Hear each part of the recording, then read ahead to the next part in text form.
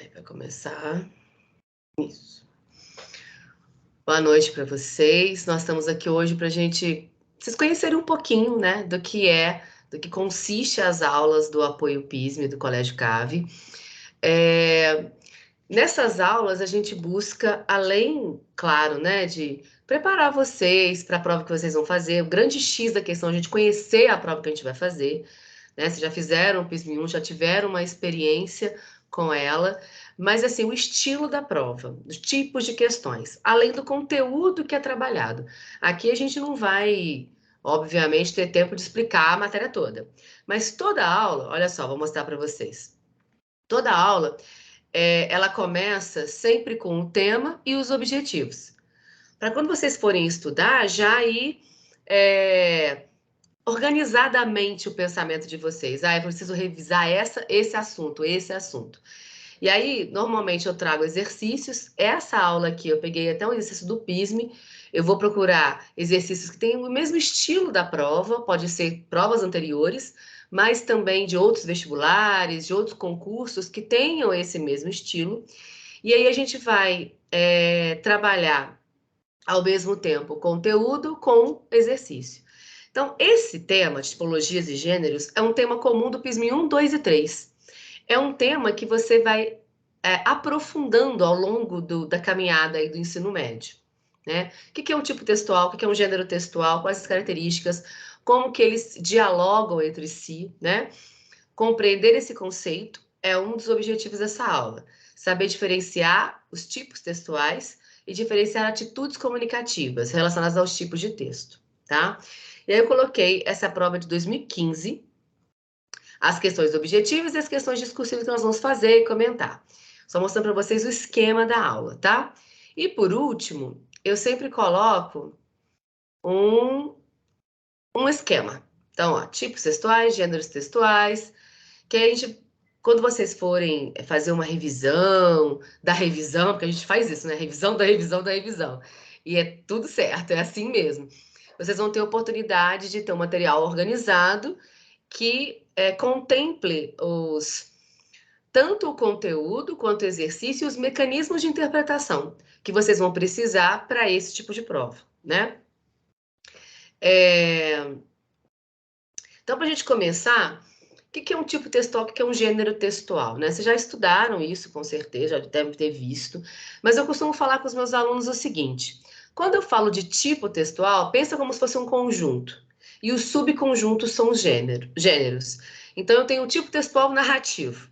Todo texto narrativo, ele tem um conjunto de características que o incluem nesse tipo textual. É uma sequência de ações com o narrador, tempo, espaço, uma situação que começa com um ponto zero de tensão, que vai aumentando conforme o conflito vai aparecendo, até chegar no clímax, que é o ponto máximo de tensão, e aí as situações começam a se resolver até voltar para o desfecho. Isso é um ciclo básico do texto narrativo, né? Mas e aí? Isso é o tipo textual. Quais são os gêneros que estão incluídos nesse tipo? E aí veio o que eu falei do conjunto e o subconjunto. Dentro da tipologia textual narrativa, eu vou ter vários gêneros, literários e não literários. Quando eu falo de texto de tipo narrativo literário, eu estou falando de um conto, estou falando de uma novela, eu estou falando de um romance, uma fábula, uma crônica. E quando eu falo do tipo textual narrativo não literário, estou falando de uma notícia de jornal, uma reportagem. Então, são mecanismos que você precisa saber para identificar o tipo textual e o gênero textual que está ali sendo pedido na prova. O que acontece na prova do PISM? Nós temos enunciados e formas de abordar o conteúdo que acabam se repetindo em determinadas provas ao longo dos anos. Então, tem algumas palavras-chave, alguns tipos de questões que eu vou mostrar para vocês hoje, que se você consegue se apoderar desse conhecimento, vai facilitar muito a prova de vocês, tá? E a aula costuma ser assim: além do assunto do dia, sempre tem alguma dica, sempre tem alguma lembrança, alguma coisa que ajude vocês nesse processo aí até a prova do PISM-2, tá? Esse texto aqui é engraçado que eu estava pesquisando para montar a aula e eu olhei vários textos, várias provas, PISM, fora do PISM, enfim. E aí eu falei, caramba, essa prova de 2015, a pesquisa que é citada de 2012, ou seja, tem 10, 11 anos atrás e tem coisa que é muito atual. Infelizmente, vocês vão entender por quê. Todo mundo já ouviu falar dessa expressão jeitinho brasileiro. Inclusive, não sei se vocês se ligam em esporte, eu gosto muito. Na Copa lá da última Copa do Mundo, né? Rolou um jeitinho brasileiro. Não sei se vocês lembram que o pessoal estava colocando. Porque não podia entrar com cerveja nos campos, né? Dos jogos. Aí eles estavam colocando a cerveja dentro de uma capinha, como se fosse refrigerante ou suco, quando na verdade dentro era cerveja. Isso saiu em vários lugares do mundo e com essa mesmo título de jeitinho brasileiro. Então vamos lá. Vou ler o texto com vocês. Qualquer dúvida vocês perguntam, o chat está aberto, tá? Se quiser abrir o microfone também, fica à vontade. Qualquer dúvida é só mandar. Olha lá. Jeitinho brasileiro. 82% acham que maioria pretende tirar vantagem, diz pesquisa. Levantamento da Confederação Nacional da Indústria, CNI, revela a percepção da população sobre o tema. Letícia Fernandes. Rio. Vivemos em uma sociedade dividida entre malandros e manés? O cultuado jeitinho brasileiro costuma ser usado para burlar regras, furar filas, andar pelo acostamento e sempre se sair melhor do que a pessoa ao lado. Mesmo quando ela é de sua família, seu amigo, vizinho ou colega de trabalho. É o que mostra a pesquisa da Confederação Nacional da Indústria, CNI, feita entre 17 e 21 de setembro de 2012, e completada com dados divulgados somente no início deste ano. A percepção dos entrevistados em relação à forma de agir do brasileiro reflete o jeito com que tratamos as pessoas, mesmo as mais próximas do nosso círculo afetivo. 82% acham que a maioria age querendo tirar vantagem, enquanto só 16% dos entrevistados acham que as pessoas agem de maneira correta. Embora os dados tenham sido coletados no ano retrasado, a coordenação da pesquisa diz que 1 ou 2 anos não interfere na alteração do nível de percepção das pessoas. E é engraçado que acho que nem 10 anos. Infelizmente. Há certas imagens sobre o comportamento do brasileiro que permeiam as percepções das pessoas nas suas relações sociais. A ideia de que o brasileiro sempre burla normas, determinações para obter o que almeja, e essa é uma definição do jeitinho, é recorrente. Para a grande maioria dos brasileiros, a busca de atalhos, soluções facilitadas ou vantagens fazem parte do cotidiano das pessoas, explica Raquel Meneghello, cientista política da Universidade de Campinas, Unicamp. Então, aqui eu tenho essa primeira parte do texto, né? Dá para a gente perceber qual que é o tipo textual, qual que é o gênero textual só de olhar? Bom, às vezes, dependendo do texto, já de cara a gente já percebe. Porque não é um conjunto, muitas das vezes, exato. Existem interseções, às vezes, de um gênero para o outro, de um tipo para o outro, né? Um gênero que está dentro de um subconjunto de um título, com um gênero de outro, subconjunto de outro tipo, e eles ficam muito próximos. Uma outra dica que eu sempre falo com os meninos, pode parecer bobagem, mas faz diferença, é olhar a referência bibliográfica, né? Jeitinho brasileiro, 82% acha que a maioria pretende dar vantagem, diz pesquisa O Globo São Paulo, 22 de agosto. Ou seja, a fonte é um jornal. Então, é um texto jornalístico. Nossa, cara, isso é óbvio. Não, eu sei. Mas às vezes nesses detalhezinhos que residem o sucesso ou insucesso de uma questão, tá? Então, sempre olhar a referência bibliográfica já vai dar para vocês aí mais uma indicação disso. Não vai ter uma questão para vocês responderem diretamente assim, qual que é o tipo textual? Pode até ter uma questão do tipo assim, o texto acima pode ser incluído em tal, não com essa pergunta, né? Mas perguntando o gênero textual pode até cair. Já caiu, inclusive. Mas o que estão mais interessados é saber se vocês sabem os mecanismos que caracterizam tal tipo e tal gênero textual, tá? Então, eu tenho que decorar um monte de coisa? Não, gente. Porque a maior parte desses tipos textuais fazem parte do nosso dia a dia desde que a gente aprendeu a ler e escrever. Quando a gente chega, às vezes, no ensino médio, a gente começa a dar nome aos bois, né? Nomear aquilo que a gente já conhece, da experimentação que a gente tem, da experiência que a gente tem com a língua. Então, segundo parte, né, do texto. Quando o assunto é confiança, o número também é alto. De 62% dos brasileiros que responderam negativamente para o quesito confiança, 29% não tem nenhuma e 33% tem quase nenhuma confiança na maioria das pessoas. Os otimistas que confiam muito no próximo são apenas 6%. E os que disseram ter alguma confiança somam 31%. Quanto mais próximo ao círculo social, maior é a confiança. A pergunta sobre familiares teve 93% de respostas positivas, em que os entrevistados disseram depositar muita, 73%, ou alguma confiança, 20%, em membros da família. Logo depois, vêm os amigos, que inspiram muita confiança em apenas 18% das pessoas. Os que disseram ter alguma confiança foram 48%. A pesquisa aponta ainda que o Nordeste é a região onde as pessoas mais acreditam estar sendo passadas para trás. São 89% dos entrevistados que acham que os outros querem tirar vantagem. Só 9% acreditam que as pessoas agem de maneira correta. Em seguida vem o Sul, com 85% de grau de confiança, sendo do Sudeste, 81%, e o Norte e Centro-Oeste, 71%. O perigo mora ao lado. Tão próximos, mas tão distantes. Assim percebemos nossos vizinhos, em 53% dos casos analisados. De acordo com a CNI, que entrevistou 2.002 brasileiros de 143 municípios, mais da metade dos brasileiros desconfiam dos moradores na porta ao lado. Para Raquel Meneghello, o alto nível de desconfiança, mesmo entre pessoas próximas, aponta para a fragilidade das relações sociais. Em contextos em que, mesmo entre os grupos mais próximos, a relação é frágil, estamos diante de situações em que o tecido social está esgarçado. A última categoria analisada foi a de colegas de trabalho ou escola. Nesta faixa, dos 44% dos entrevistados que relataram confiança, 9% confiam muito e 35% têm alguma confiança nas pessoas à sua volta.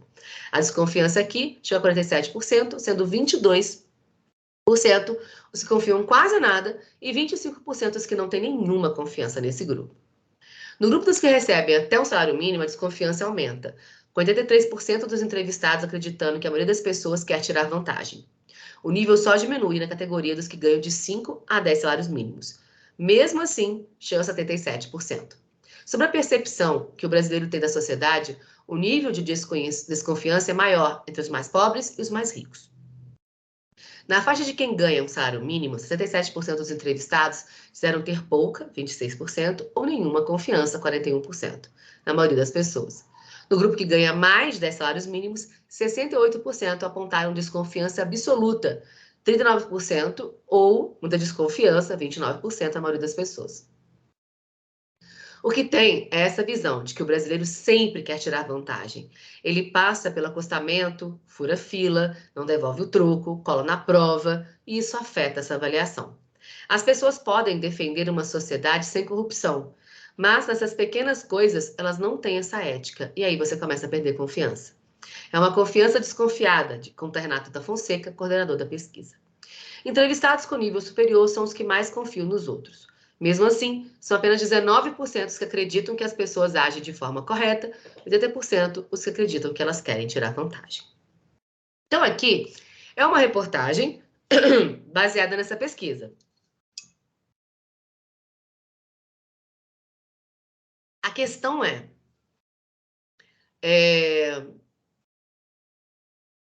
como que isso, né, vai aparecer para a gente responder sobre, né, os tipos de questões que aparecem sobre esse texto. A primeira questão, vou mostrar para vocês, que é uma questão que eu digo que é braçal. Sobre os dados representados pela pesquisa, é possível afirmar que.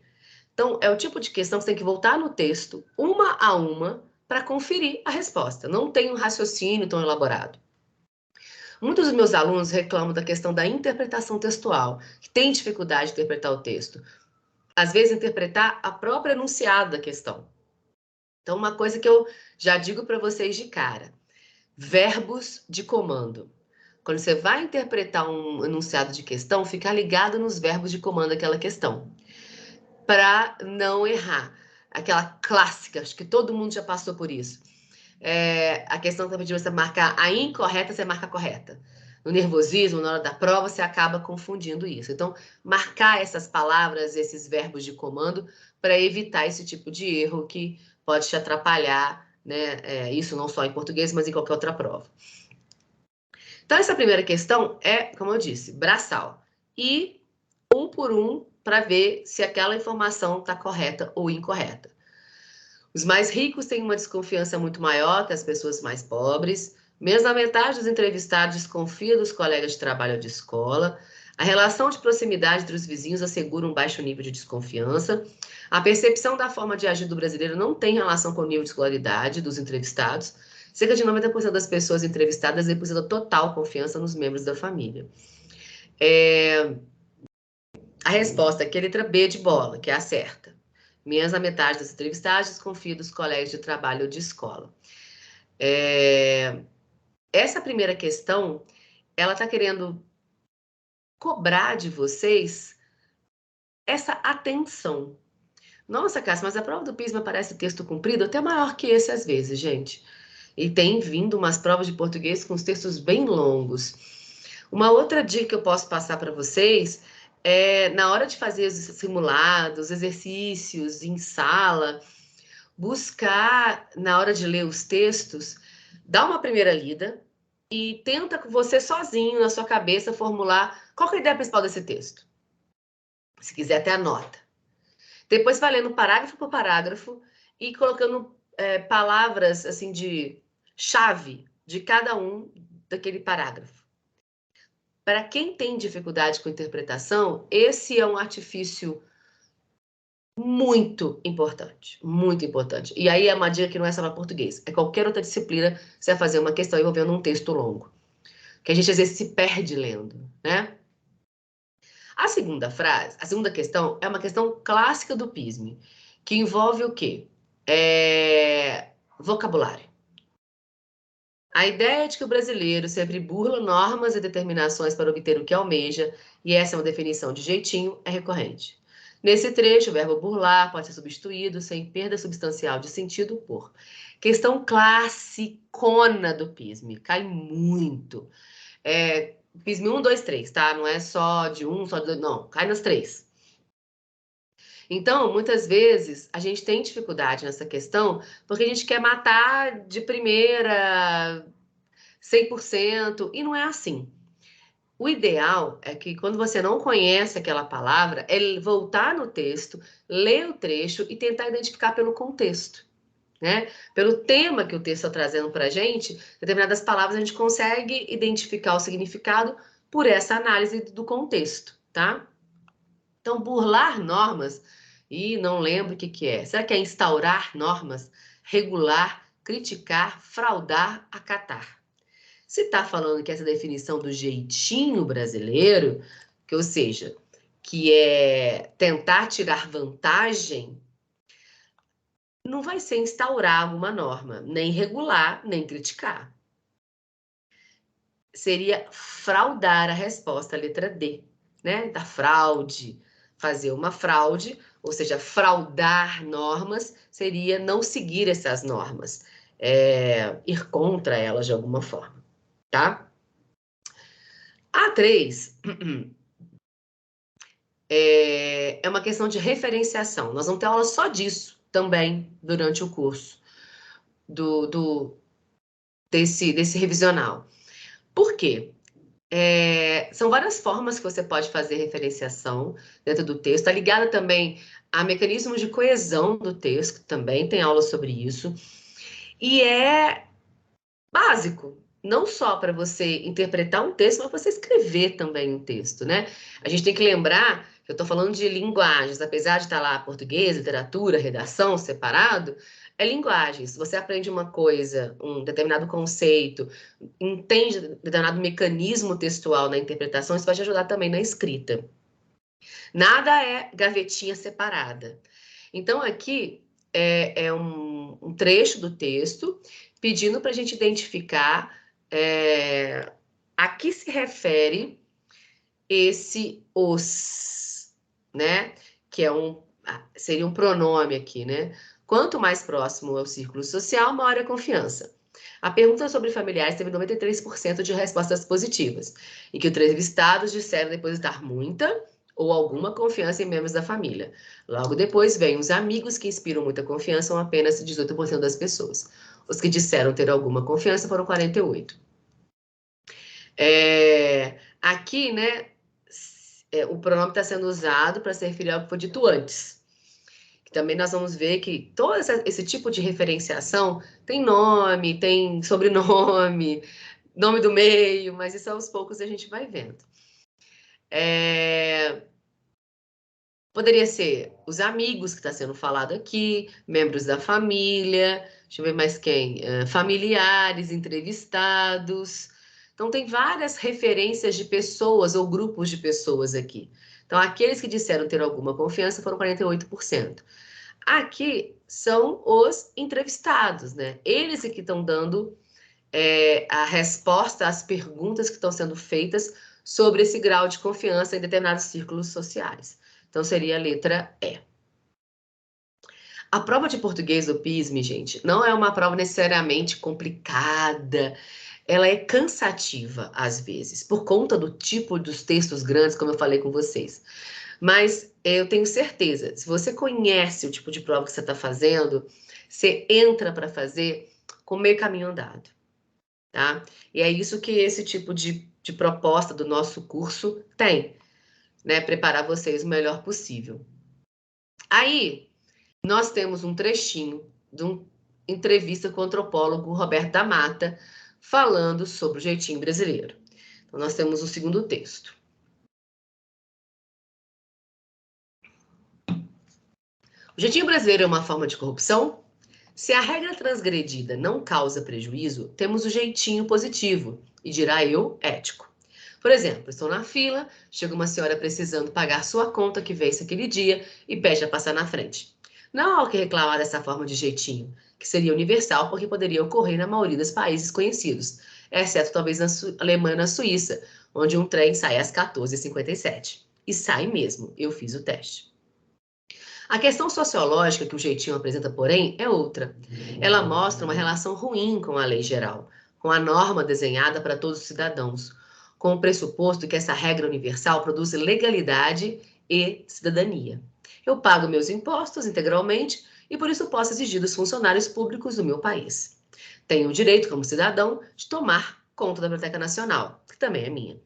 Agora, se eu dou um jeito nos meus impostos, porque o delegado da Receita Federal é meu amigo ou parente e faz a tal vista grossa, aí temos o jeitinho virando corrupção. O que nos enlouquece hoje no Brasil não é a existência do jeitinho como ponte negativa entre a lei e a pessoa especial que dela se livra.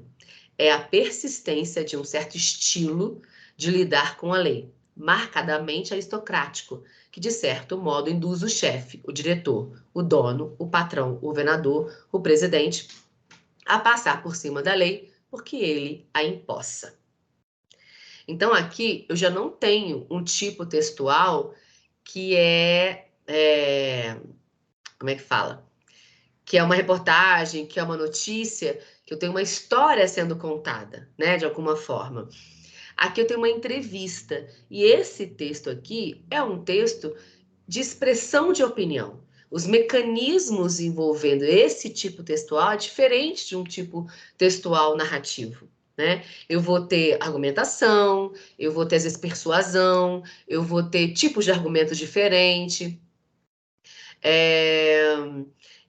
Eu tenho uma estrutura que não é mais de início, meio, fim, como eu falei, né, da situação inicial, conflito, clímax, resolução e desfecho. Eu vou ter uma introdução, eu vou ter um desenvolvimento e uma conclusão, que às vezes retoma a ideia da introdução, que vocês também já estudaram isso em outros anos aí da vida escolar de vocês.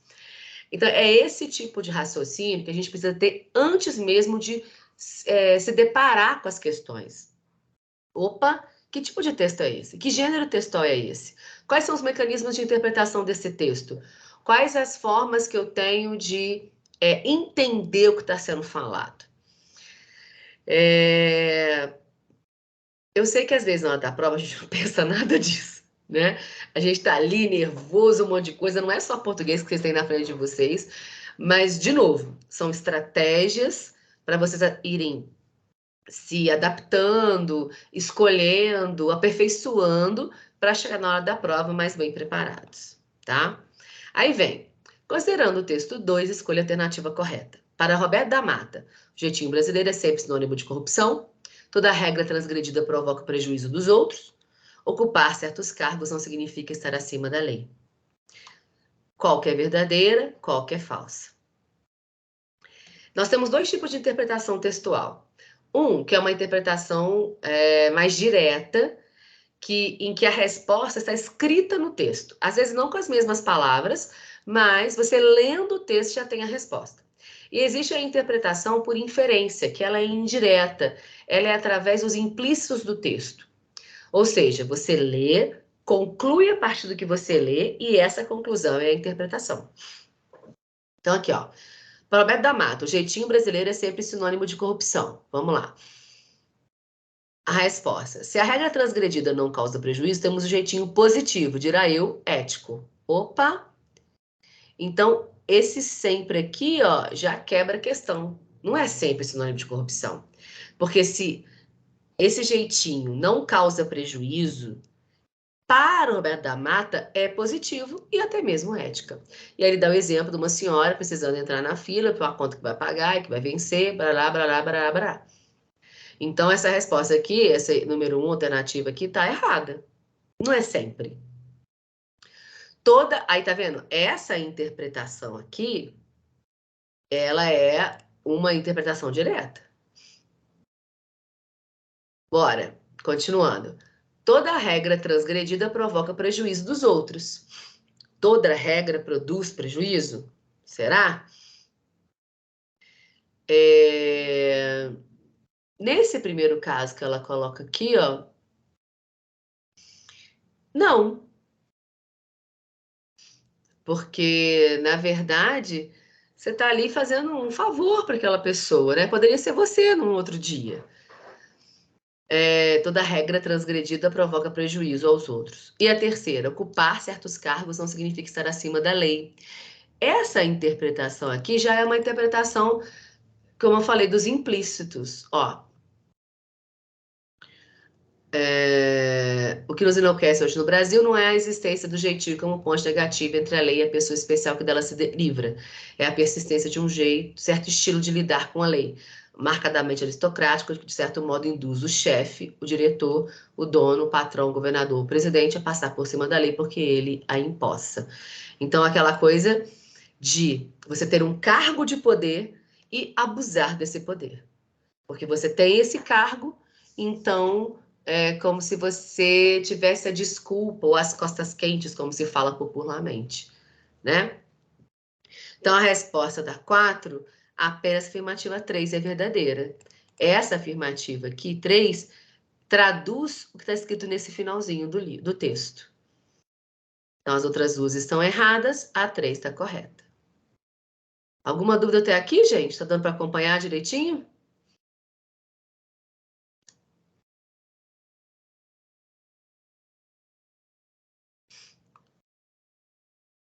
Tá, gente? Tá dando sim. Beleza. Então, vamos continuar. Deixa eu só pegar o texto. Cadê? Aqui. E, por último, olha só. No mesma prova, 3 textos diferentes. Uma é uma reportagem, o outro é um texto de opinião numa entrevista, e o terceiro é uma charge. A charge é um gênero textual que ele é híbrido, vamos dizer assim, porque tem uma linguagem que é mista. A charge, ela normalmente está ligado a um assunto, um tema do cotidiano, também muito comum aparecer em jornais, sites, tem um teor crítico dessa realidade, e a linguagem verbal e a não verbal estão juntas para construir significado. Aqui eu tenho o título, Jeitinho Brasileiro, únicas 2 palavras escritas. O homem fumando no lugar que é proibido fumar, com um caninho, ó, saindo a fumacinha do lado de fora. E uma pessoa do lado de fora passando e se perguntando, o que esse fumaça saindo desse cano aí, né? Então, uma outra forma de mostrar a mesma temática. Ah, Cássia, é comum, então, prova do PISM ser provas temáticas? Sim, sim, muito comum, tá? Eles produzirem esse tipo de prova faz parte bastante do que vem acontecendo aí desde que esse programa começou. Dentre as alternativas abaixo, qual concepção de jeitinho brasileiro melhor corresponde ao sentido expresso pela charge? Desconhecimento da lei, conduta antiética, comportamento corrupto, capacidade de improvisação ou falta de planejamento? Porque o jeitinho brasileiro, ele tem essa coisa da esperteza, da malandragem, né? Neste caso, ele não está sendo corrupto, ele não está sendo antiética, ele não está desconhecendo a lei, ele está vendo que está proibido fumar. Ele está tentando o quê? Improvisar ali, né? Botar o caninho para se safar e poder ficar dentro do restaurante fumando, jogando fumaça do lado de fora. Obviamente, isso não daria certo, né? Mas é uma boa ilustração do que a gente está falando em todo o conteúdo da aula. Seria letra D, resposta, capacidade de improvisação. Então, tá vendo? Nem sempre as questões vão envolver diretamente os conteúdos de cada tipo ou gênero textual. Mas conhecer esses tipos de gêneros são ferramentas para essa interpretação. E isso está no programa do PIS. Vocês já tiveram a curiosidade de ler o edital, em que tem o programa das disciplinas, e uma coisa que fica muito clara no programa do PISM de português é justamente isso, a gramática, conhecimento gramatical de todas as áreas, seja semântica, seja morfologia, sintaxe, fonética, ele não é um fim nele mesmo. Então, você não vai ter uma questão gramatical pura no PISM. Não. Eles falam isso no programa, né, no edital, no programa da disciplina. A gramática é um instrumento para o entendimento do texto. Então, são conhecimentos prévios que você precisa ter para, na hora da prova, sair bem, conseguir entender o que está sendo falado. Quer dizer, então, se eu não tivesse conhecimento prévio, eu não faço a prova? Não é isso, tá? Mas esse conhecimento prévio vai te dar um respaldo para você ter mais facilidade para fazer a prova e se sair melhor, consequentemente, tá? Aí nós vamos para questões abertas. Sobre as questões discursivas, é outra coisa também que eu enfatizo durante as aulas do apoio. Por quê? Nem sempre, não vai ser todas as aulas, eu vou conseguir fazer isso, mas eu costumo, uma ou outra, fazer. Dá um tempinho para a turma resolver a questão discursiva durante a aula mesmo, enquanto eu fazendo outras coisas, e a gente discutir a formulação dessa resposta. A primeira coisa que vocês têm que ter em mente é o seguinte: não é simplesmente uma resposta, é um texto. Porque se fala que é só uma resposta, você pode cair naquela coisa de fazer uma resposta incompleta, que o raciocínio não está bem delineado, e você perde ponto por causa de estrutura do texto da resposta. Então, pensa que é um texto que tem que ter início, meio e fim. Quem vai ler a sua resposta vai avaliar não só o conteúdo dela, mas a forma como você estruturou. E você pode perder até metade dos pontos de uma questão discursiva por causa da estrutura textual. Como você escreveu aquilo? Tem que tomar cuidado. E isso não é só em português, tá? É em todas as disciplinas. Como o PISM não tem redação, são as questões discursivas que isso é avaliado, tanto que elas têm um peso maior do que as questões objetivas. Tem que dar uma olhada nisso, tem que ter um carinho nessas questões discursivas. E aqui, nós vamos falar de um outro assunto. Olha, outro texto grande, olha, gente. Nós vamos falar de outro assunto que também é muito atual, apesar dessa prova, de novo, como eu falei com vocês, de 2015. Falando sobre a falácia do mundo justo e a culpabilização das vítimas. Vamos lá. O cara que divulgou as fotos está errado, mas ninguém manda tirar foto pelada. A falácia do mundo justo e a culpabilização das vítimas. Ana Carolina Prado.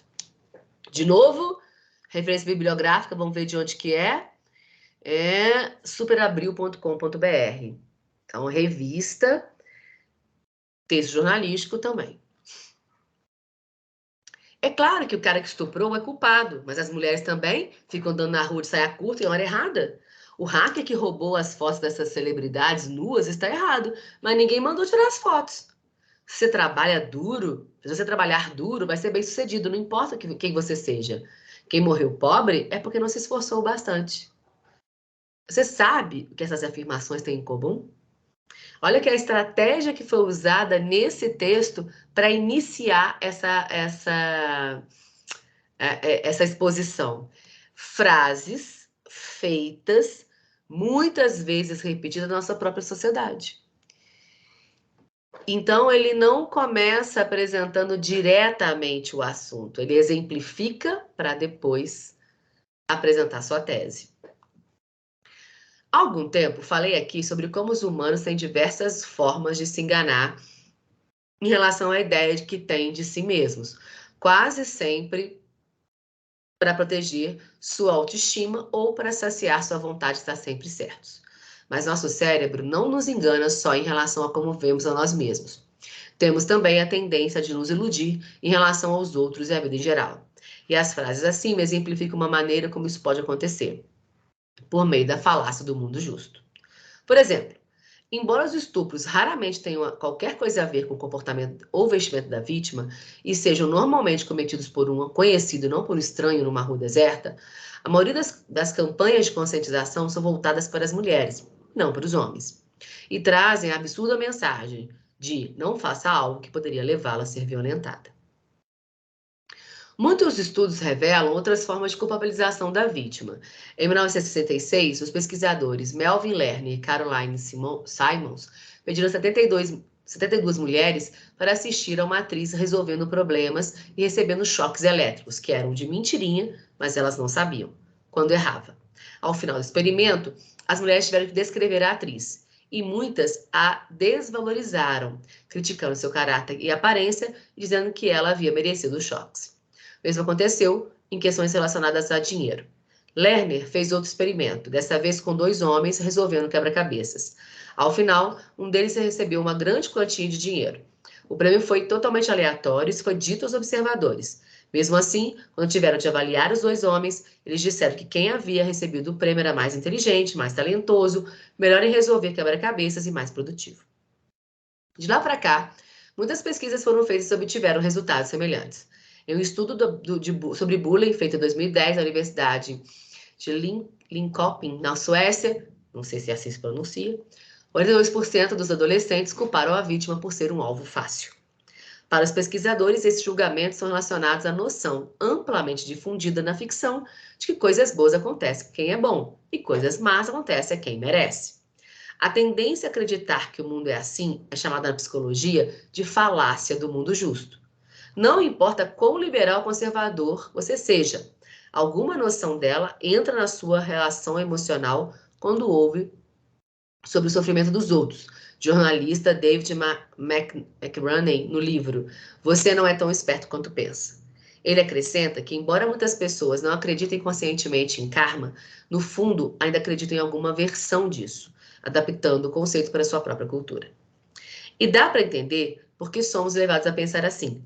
Viver em um mundo injusto e imprevisível é meio assustador e queremos nos sentir seguros e no controle.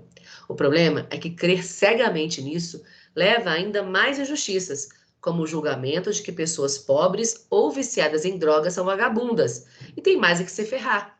Que mulher de roupa curta merece ser maltratada, ou que programas sociais são um desperdício de dinheiro e uma muleta para preguiçosos.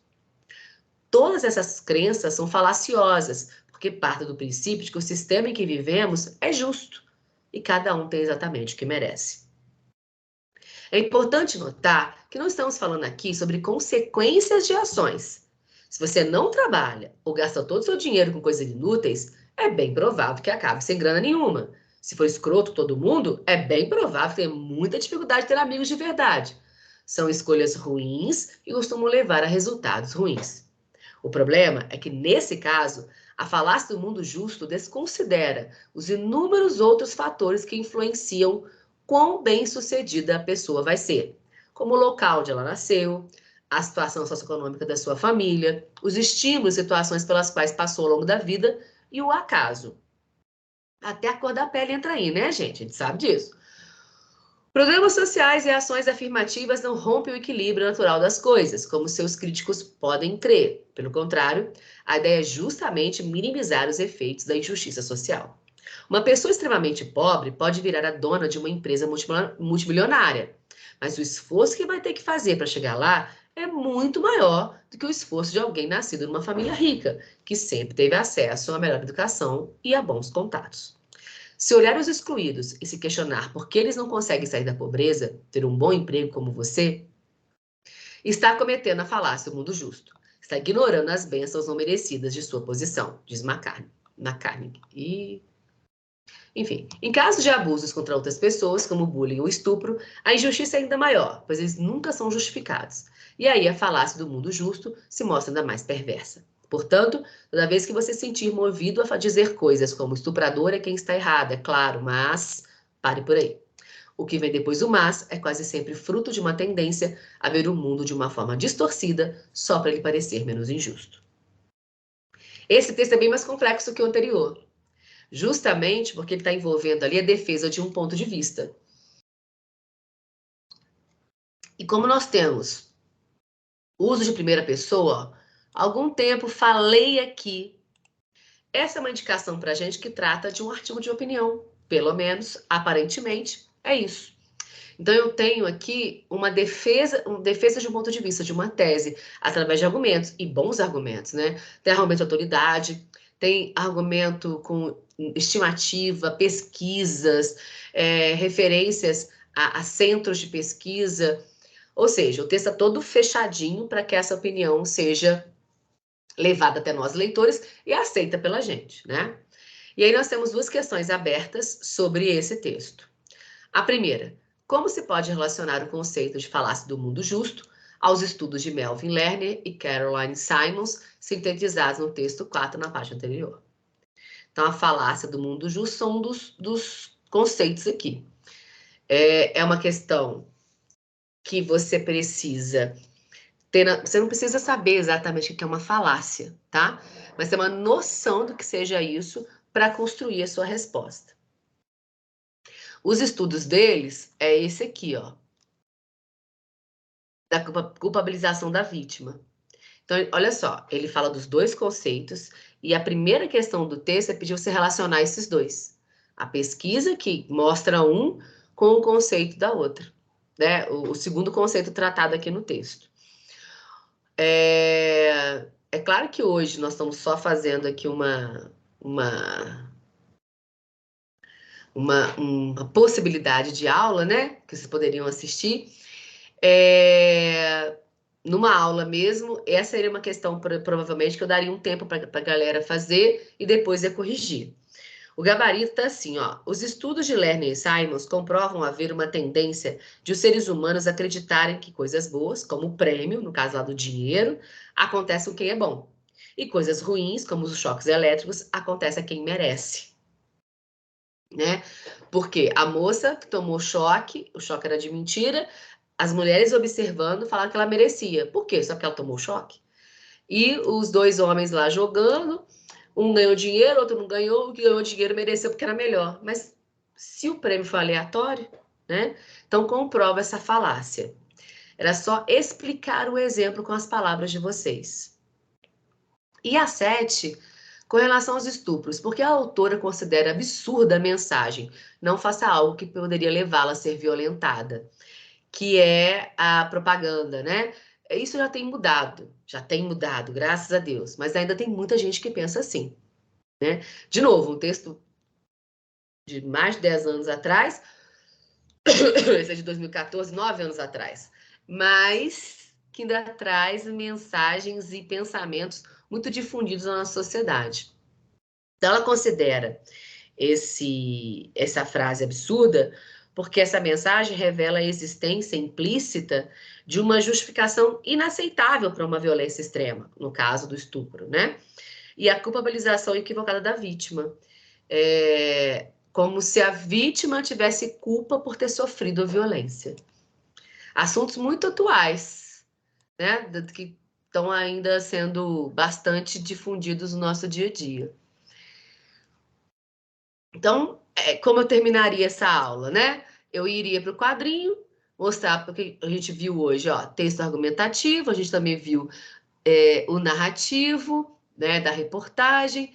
Nas próximas aulas, né, teria outros tipos textuais que nós íamos estudar, fazer exercício, interpretar, para chegar até o final do processo, com todos esses tipos estudados, com questões envolvendo interpretação e identificação de características.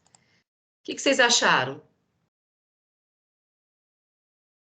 Vocês acharam assim que ficou claro para a proposta? Eu consegui entender tudo muito bem. Que bom. Então, as aulas são sempre... eu sempre tento ser o mais objetiva possível. Às vezes, português, a gente sabe, né? Tem um texto aqui, rola, às vezes, uma discussão um pouco maior na sala, mas sempre contribuindo para a gente construir esse conhecimento juntos. A nossa aula é uma aula... Aqui, obviamente, eu estou falando igual pobre na chuva, mas também é uma aula de partilha, para a gente construir esse conhecimento, para a gente compartilhar esse aprendizado. Ok, gente? Obrigada pela atenção de vocês, viu? Boa noite, bom feriado para vocês. Para você também, professor. Boa noite. Boa noite, gente. Tchau, tchau.